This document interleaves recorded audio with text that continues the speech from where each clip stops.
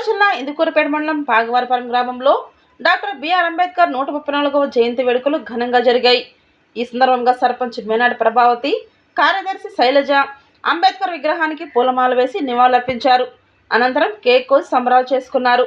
ఈ సందర్భంగా ఉప సర్పంచ్ తన్నీరు మధురెడ్డి మాట్లాడుతూ సమాజ స్థాపనే లక్ష్యంగా అంబేద్కర్ ఎన్ని అవమానాలు ఎదుర్కొని భారత రాజ్యాంగాన్ని రచించే స్థాయికి ఎదిగి రాజ్యాంగ నిర్మాతగా గుర్తింపు తెచ్చుకున్నారని గుర్తు చేశారు. ఆయన ఆశయాల లక్ష్యంగా పెట్టుకొని ముందుకు సాగుతామని సూచించారు. ఈ కార్యక్రమంలో మనుబోలు జ్ఞాన నిర్మలాదేవి, మనుబోలు ధర్మతేజ్, మేనాటి ప్రసాద్ రెడ్డి, ముసునూరు రవీంద్రబాబు, పోలవరపు చిరంజీవి, మనుబోలు మల్లికార్జున్, దానం శ్రీనివాసులు, వెంకటేశ్వర్లు తదితరులు పాల్గొన్నారు.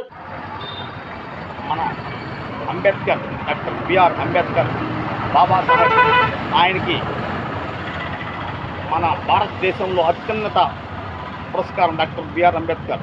ఆయన ఇచ్చిన న్యాయ వ్యవస్థ కూడా మొట్టమొదటి ఈ భారతదేశానికి రాజ్యాంగ రచయితల్లో న్యాయ వ్యవస్థలో ఫస్ట్ ఆయన ప్రథమ న్యాయమంత్రిగా పనిచేశారు.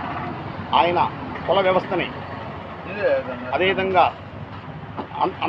ప్రతి మధ్యంతరాలు ఎవరికి కులాల మధ్యంతరాలు తగ్గించి ఈరోజు భారతదేశం మొత్తం ఎక్కడ చూసినా ఆయనే ఫస్ట్ ప్రథమ పౌరుడుగా ఉన్నాడు.